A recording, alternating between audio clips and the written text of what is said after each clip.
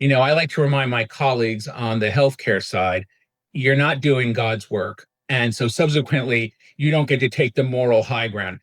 I have worked with companies where they're like, well, let's put a prior authorization on this because we can charge the employer $75 every time we do a prior authorization. And we're not really helping the member. We're not really, not for making sure that the member is diagnosed correctly or that anything else is good. It's just, hey, we can put a PA, which is what they're called, on this, and we can make money. Everybody's in a business. Some people are in the Yeah. business of administering healthcare, and some people are in the business of supplying things to healthcare. I feel like a lot of people are kind of trying to steer away from the traditional pharmaceuticals and go a little bit more of like a naturopath way and look into more of a holistic approach to healing. If you have four different health conditions, you can't talk about all of that in 10 minutes. You're only talking about the one that's really bothering you. If two or three of them appear to be doing well, the doctor isn't asking because he or she doesn't have time.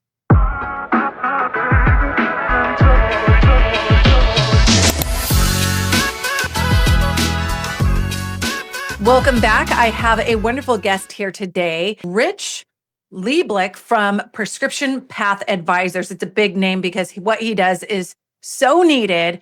And I don't think we have enough of Riches around here. So I'm so happy to have Rich here today. Rich, thank you for coming. Thank you for having me, Athena. Absolutely.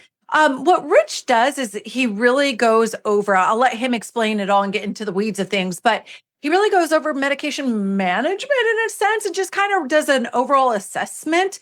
He has a background in the pharmaceutical industry. So he really does know what he's doing. But Rich, I'm going to let you do more of an introduction and deep dive into who are you, what's your background, and how did you come to start Prescription Path Advisors? Sure. Not only do I have a background in, by the way, thank you very much. Not only do I have a background in pharmaceuticals, but I am a pharmacist, and I have been one for a little less than 40 years. Wow. Yes, I know. But that's what happens when you graduate high school young and you rush through your college degree because you think you want to be finished and get on with your life too quickly. But in any case, I have been doing similar work that I do now for Prescription Path Advisors for friends and family my whole career.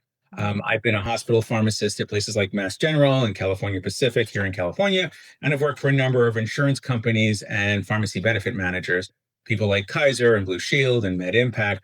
And so I've been doing a lot of work with formulary design, benefit design, and utilization management. And I'm one of the people who helps write those dreaded prior authorization criteria, but just to make sure medications are used correctly, not for the purposes of denying treatment.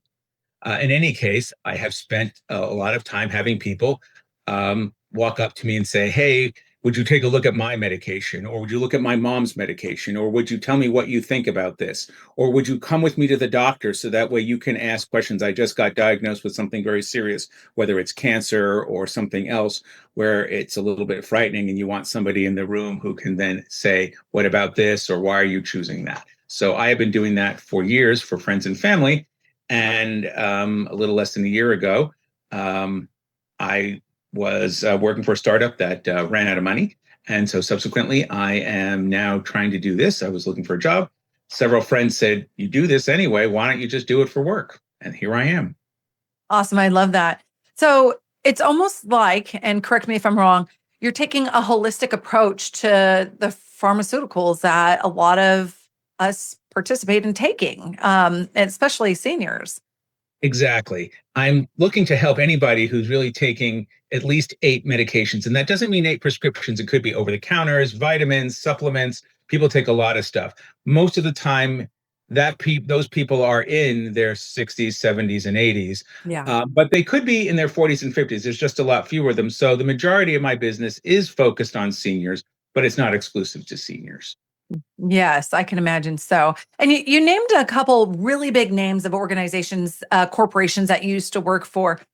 In your tenure of really working for these corporations, did you find that there was something that you really just didn't believe in and you had a hard time implementing their practice because your thought process or your desire to help people is a little different and it's out of alignment from what the big Well, corporations are doing?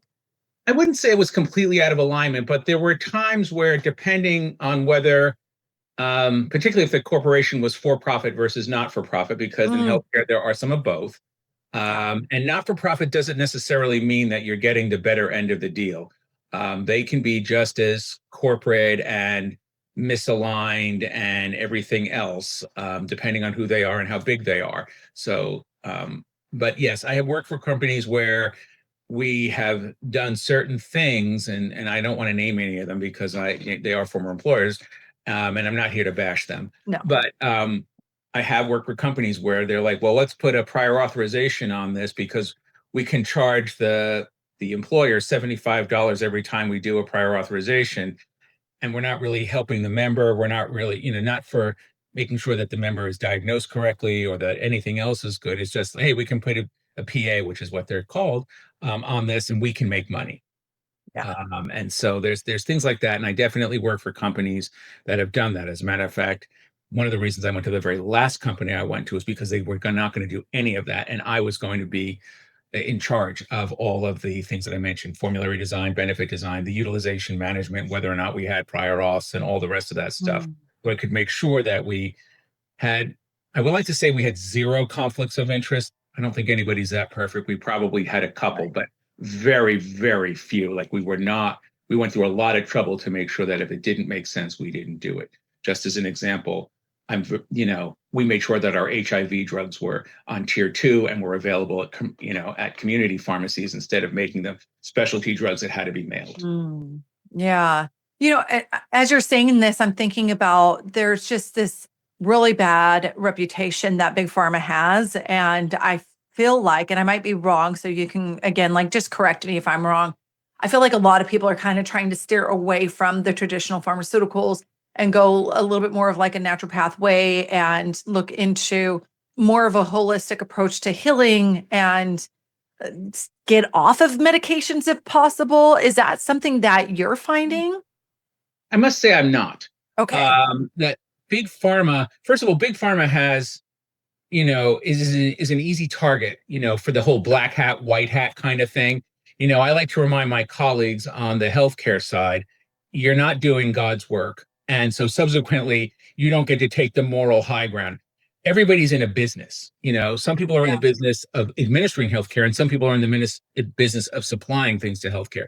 The Mm, drug companies make an easy target. And without getting too much into it, the dynamics about how drugs are priced and the rebates to the payers and all sorts of other things, the big pharma companies are really not the big bads. Yes, there are things where we could point that, okay, NIH did the research and why are you making so much money? There's a whole lot of things, but in general, the big pharma isn't really any worse than big health.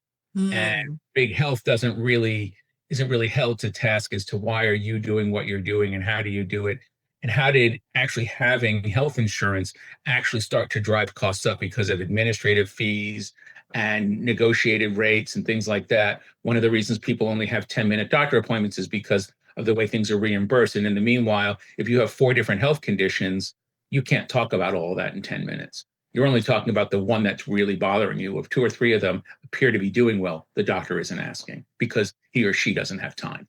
And that's not yeah. because they don't care. Yeah, absolutely.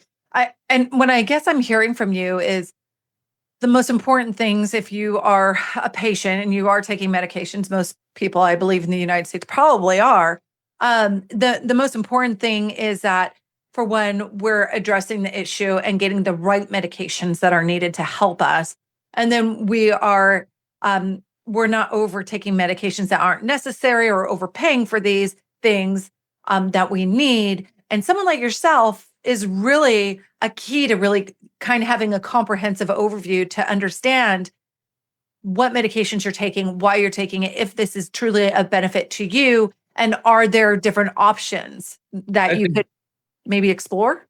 that's exactly it, Athena. One of the things that, the biggest things that we try to do are reduce redundancies, and that happens more often than you think. Streamline regimens, so that way, if you're taking, just for example, 2 different drugs for diabetes as 2 pills, a lot of times they're available in a combination product for 1 pill. So that way it's Mhm. easier to take, and you only have one copay instead of two.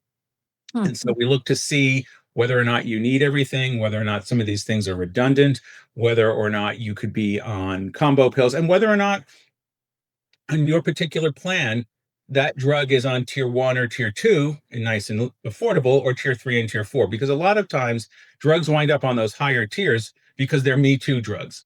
And just as an Mm, example, we all know about Ozempic thanks to the Kardashian sisters. And so subsequently, those drugs actually came out originally for diabetes, and they're very good for right. diabetes. But now that Ozempic in particular has a really big name for weight loss, a lot of plans have it on tier three. So that way they can discourage people from, I hesitate to use the word misuse, but potentially misuse it. And there are a lot of similar drugs in the same Mm, GLP class that work just as well that might be on tier two and save you a whole lot of money. But you went in and asked for Ozempic, or your doctor is familiar with Ozempic, and you don't realize that instead of paying $300 a month, there's something that's only 50 on your plan. And so we work for those kind of things as well, not only switching those drugs, but making sure that the doctor knows what the equivalent dose is, so people are not underdosed and not getting treated well, or not overdosed and having too many side effects. So yeah. yeah, that's exactly it. And making sure that we get rid of things. I mean, I could give you a million examples of redundancies that people do, from the prescription side. And then the other side is people going out there and adding over the counters to some of their regimens, not realizing that they're adding redundancies, some of which are just redundant but not harmful, some of which are redundant and harmful. And so Right. just because you can take it off the shelf at Walgreens or CVS or Costco doesn't mean that you should. Right. Go over that as well. So that way people understand what you can take on top of some of these prescriptions and what you shouldn't. What I think I've seen in the past, and at least what I've heard of from other people as well, is that when you have multiple doctors, it's not always a case that each doctor is talking to each other and understanding what they're prescribing, well, they know what they're prescribing to their patient, but they may not know what someone else has prescribed. Have you That, run into oh, that? that is very common. Yes, Yeah. and it is very common. For instance, sometimes if you're in a closed system like Kaiser or the VA, the doctors can easily see the entire medication regimen because Right. everybody within that closed system can see the whole thing. That doesn't mean they're perfect either, but at least they have some visibility. You Hmm. know, if you're in some sort of network or fee for service thing, and a lot of Medicare patients are not in Medicare Advantage, they are just in Medicare. They might be seeing one doctor at John Muir and another doctor at Sutter and a third doctor who's just got a private practice and is not associated or affiliated with any system. And those medical records may not talk to each other. More than likely, they don't. And so subsequently, the doctor depends on the patients to give a history about what are you taking. Now, even when you're 40, you may not remember everything you're taking. And by the way, most people, if they ask what they're taking, will only tell you what the prescriptions are. They will not say, oh, the doctor told me to take Advil because my arthritis isn't so bad. But if it wasn't a prescription, I don't mention it. So I'll sit there and say I'm taking Lipitor or whatever, but I won't mention the Advil. And I'm seeing somebody who then goes ahead and prescribes Celebrex without realizing that I'm taking Advil on top of that and doesn't tell me to stop taking it. And so that happens, unfortunately, more than you might like. And that's actually one of the things when we talk about the redundancies about what people are taking, and what they need to do. And also, not necessarily that it should always be me, because it shouldn't, but everybody needs an advocate in the doctor's office after a certain point in their life. Once you Yeah. hit 70 or 75, you should probably take somebody else in with you, whether that's your spouse, assuming they're still with you, or one of Mhm. your kids, or a trusted friend. And it should be the same person every time. So that way, that person also starts to have the history. Because if you take in person A to one appointment and person B to the next one, B doesn't know what happened to the last time, and B and A are probably not talking. And it's really important, particularly once people get to a certain age. And just to give an example, my mother is 84, and I have been going to appointments with her now for the better part of, I probably should have started going sooner, but 6 or 7 years. And she's pretty with it and pretty on the ball. And she's not incapacitated in any way, and yet still not the best historian when doctors start asking questions about what are you taking, what have you had, what do you do. And that's somebody who's in relatively good health. I can only Right. imagine that would be more difficult if you're in lesser health. Absolutely. And you may even, I mean, this is another factor. So maybe old prescriptions that they still have that they're maybe not using or occasionally using, and doctors are assuming that they're not using them anymore, so that could be an assumption. But I think in again, senior living, we see this all the time. We have residents that can barely remember what they had for breakfast, let alone the medication that they're taking. Obviously, we have a care team that helps with medication management, but this is such a big topic. It's remembering the medications, like you said, not over medicating, not having multiple medications that are going to conflict with one another and create further health problems. And then the expense. There's such a big expense to this. And, an investment in having somebody support you to assess everything, to analyze everything, make sure you're on only taking what you need, making sure your body is not over getting things that it doesn't need or that are harmful, and you're not overpaying. That just seems like a no-brainer to me. Well, it does. But it's not in existence. And as far as I know, I'm certainly probably not the only pharmacist who's got a business doing this. But as far as I know, at least locally, at least in the East Bay, I don't know of anybody else. And I don't really know of anybody else in the Bay Area, period, because I've gone around to enough networking events where I just keep getting referred to as the pharmacist, which I suppose is better than other things and pejoratives. But nonetheless, there's not a lot of people doing this. And I think folks are assuming that there are some systems in place in the background, which, if there are in certain places, they are definitely broken. Yeah, absolutely. Has there been a client, maybe success story or client story that you can think of where you've totally gone in and seen something that was either alarming or it was like, wow, there's a great opportunity here to really make a difference in this client's life or health? Sure. Could Yeah. you I mean, share that? yeah, sure. I can think of two instances of this, but this is a result of folks whose physicians leave practices or they've changed or whatever. So they're on their third or fourth physician in Mm, the last, let's say, less than 10 years. And so I had somebody who had a list of medications, and you can tell what some of them are for because they only have one use. Some of them you can't tell what they're being treated for because they have multiple uses. So you kind of have to ask, do you have disease X or disease Y? But some things, like for atrial fibrillation, are very clear. They are for atrial fibrillation. They are not for diabetes. They are not for hypertension, et cetera, et cetera. And so I had a patient, and as I'm going over their medications, looking at this rather significant list, they were on 12. And I said, "Oh, I see you've got AFib. How's that going?" And the patient looked at me and said, "I don't have AFib." oh, And I said, "I think you may be mistaken because you're on a very potent anticoagulant and two antiarrhythmics."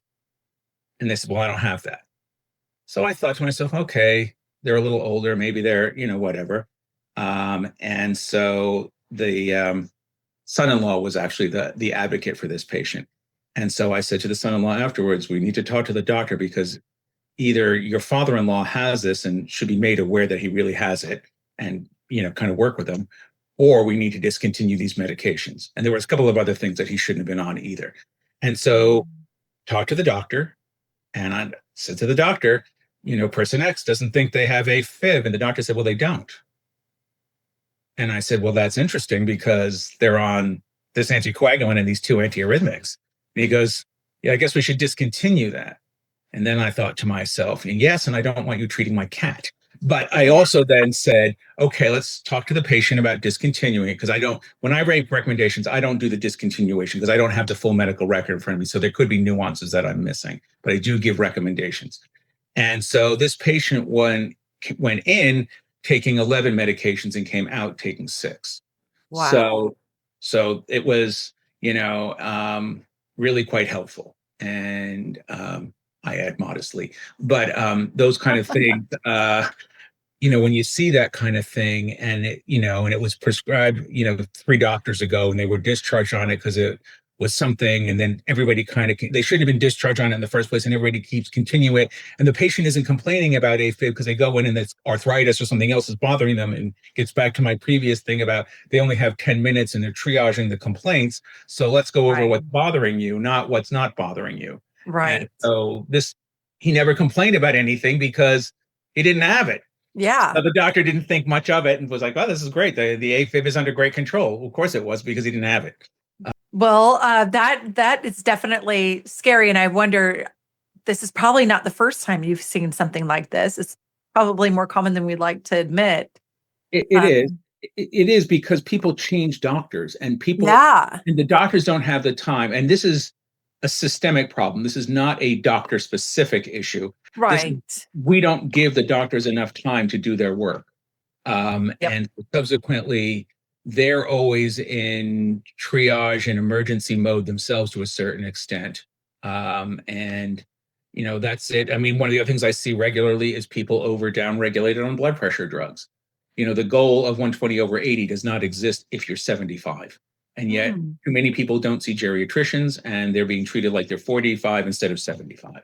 And so then Hmm. they're dizzy and all sorts of other stuff, and they actually need less blood pressure medication. And their blood pressure should actually probably be 130 or 135 over 85 plus, or maybe even 90. So to get enough Wow. blood to their head. Oh gosh, the things that we don't think about. And I mean, this discussion here is just as good for adult children as it is for seniors, other professionals, just such an awareness. Is there things that you do, Rich, to educate seniors, adult children, other people that are taking medications on the importance of awareness and management of their medications? Sure. I try to give presentations at various senior or patient things. I've gone out. I mean, I have discussions at a couple of um, the independent living facilities that Oh, you're associated with, and yeah. I'm trying to get into even more of those. Some places are a little bit more difficult to get into because everybody wants to get in. So sometimes retirement communities like Rossmore tend to be very cynical about anybody wanting to come in, and so potentially the baby gets tossed with the bathwater. Yeah. Um, but I try to do, I do a lot of discussions with folks like yourself, so that way they can make recommendations to either people they know or to other folks who would say, you should have him come in and give a talk, and it's only a 20-25 minute talk at most. There's not a lot to sit there and really harp on, other than these are the things we can do. These are the things we can look at. Let's take Yeah. a look at your list of meds. Show me the other thing also I should say when I do it is I have a lot of, you can send me the email first, which I do ask, but when I come to your house to do the final thing, bring the bottles to the table, because a lot Mm. of times, I take this once a day, but oh, the bottle says take it twice, or I have something that I didn't mention, the Columbo thing. Oh yeah, I got one more. Or when you get there, then you say, okay, well, how many over the counters do you take? Oh, you wanted to see those. Then I get those. Well, do you take any vitamins or supplements? And I have people come in with these cartons. Sorry, you can't see me like this of like all these supplements. I had one lady who was taking generic Lipitor. She was taking torvastatin. So she's got a cholesterol problem, and two of her supplements had cholesterol in them. So I jokingly said, if you're going to take cholesterol supplements, I recommend either a steak or a pint of Ben and Jerry's, sarcastically. But, I said, we certainly don't need to supplement cholesterol if you're already making too much. Right. Well, I love So, that you're going out there, you're proactive, educating other professionals like myself, which I absolutely love when you come to us in the network ProServe. You're educating other professional partners, you're in our senior living communities, educating our residents. And I do see you out there. So I appreciate that so much. And I wish there was more of you so that more people can hear. And hence being here today in Spotlight, more people need to hear about this, need to have an awareness about this type of management, this holistic approach to medication management or assessment. What are some of the things that you would say are benefits? We know financial benefit.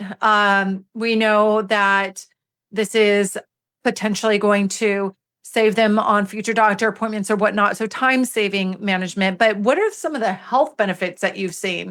well, the easy thing is that you really want your medications to help you live, not live to take your medications. And so having a streamlined, easy regimen to take, that the pills are, fewer pills, maybe once, twice a day tops, makes it so that way you're not sitting there going, oh my goodness, it's 1 o'clock. I need my after lunch meds. It's 2:30. I have to take these meds because I eat dinner early at 4:30, and these are an empty stomach med, or whatever else. And so there's a quality of life issue where you're not spending your entire day fixated on medication time, or you don't go out and participate in certain activities because you're like, oh, I have to be back by what if I forget those pills, I better be back by 2 o'clock, or if I don't take them, what's going to happen to me? So in addition to, you're right, the savings on copays and the savings on potentially doctor office visits from complications or emergency room visits, God forbid, on complications, it's just that you feel better if you're not taking stuff. Every drug has side effects, some of them less, some of them more, but no drug has none.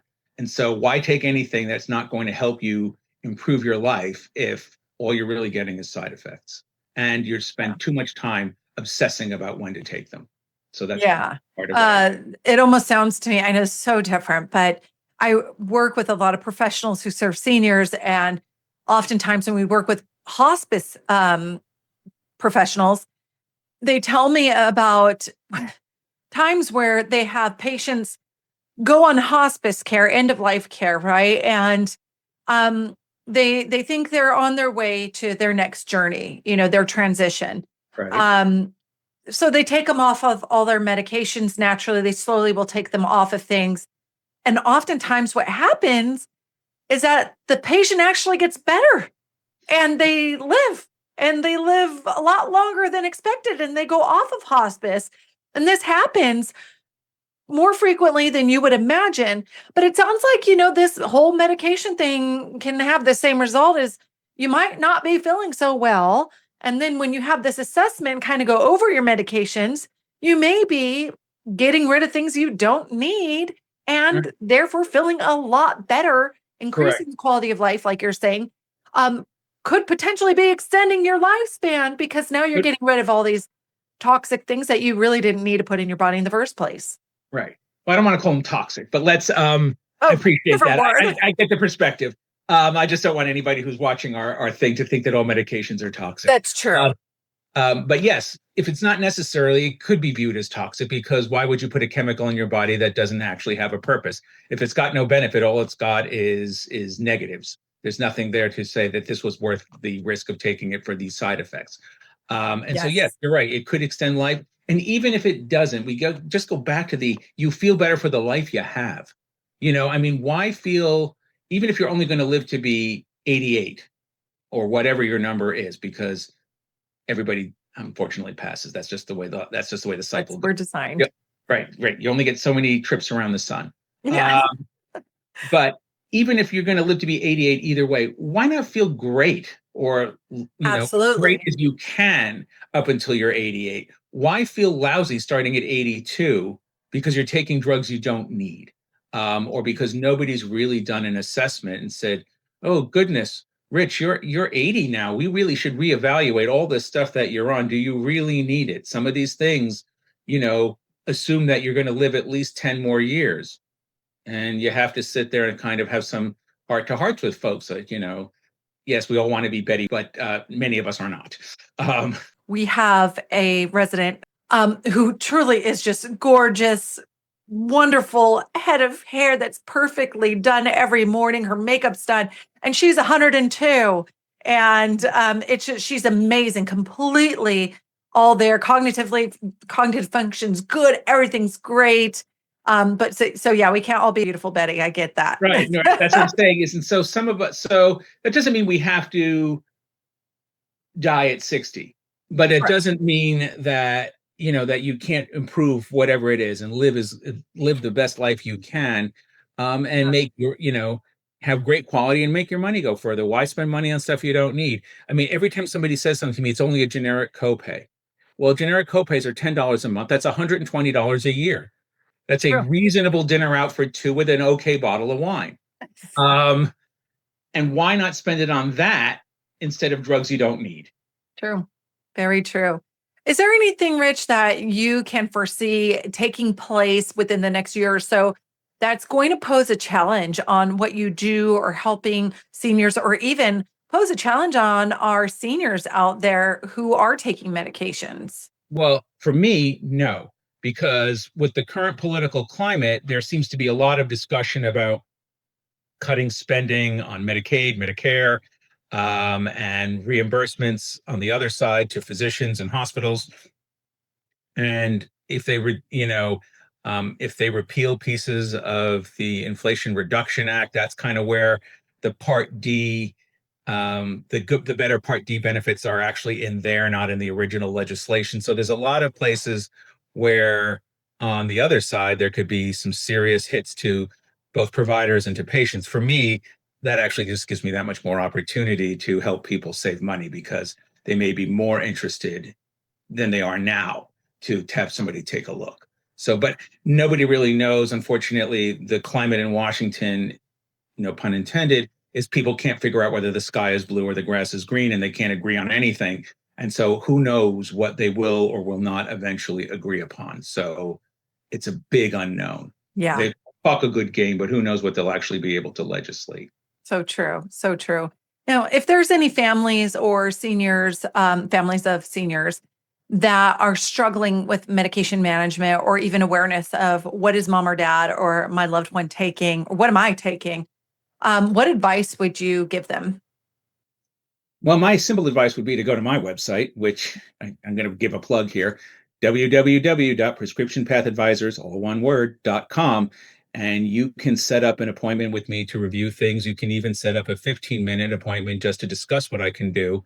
So that way you don't have, there's no investment, there's no anything. There's certainly no hard sales pitch. There's no, what'll it take to drive the baby blue Cadillac off the lot kind of thing. And you can find out what the options are. And I'm certainly happy to discuss it with anybody and give people that chance to say, oh goodness, yeah, you're right, my mother or my father or them both, if they're both still alive, are taking all these drugs. They're doing the worst thing possible. They share them because they both take the same blood pressure drug, except one of them takes 10 milligrams and one of them takes 20, but they're not paying attention and they just take them both out of the same bottle every morning. We have a lot of that, or whatever else. And so really work with folks to point out the importance of not doing those kind of things, that you're really not doing yourselves any favors. So Yeah, absolutely. the higher dose. They're usually taking the lower dose. Right. Well, and I love that. I thank you for giving the plug because I was going to ask you to do that anyhow. We always want to connect our listeners with our guests. There's a great service that you're offering. There's a lot of knowledge that you have. You've been in this field for so long. I definitely value your expertise. I value what you do in our community. And I wish, again, there were more of you. I know I keep on saying this, but I truly do wish there were more of you, more Thank you. people that are following your mission because it is so needed. And like you said, we don't know what the climate's going to be later on. Tomorrow is unknown. And so we really need to equip ourselves with the education, with the knowledge, with just with the resources like yourself to be able to support our seniors, support ourselves, and just to be an advocate for the people that need us the most. So I appreciate you, Rich. I thank you so much for taking the time to be here today. And I really do hope that our audience reaches out to you if they have questions, if they need that support. I believe you said it was www.prescriptionpathadvisors.com. .com. Yep. I got it. All one word. All one word. Well, Yep. thank you, Rich. I appreciate you for coming today. Thanks, Athena. Appreciate your time too.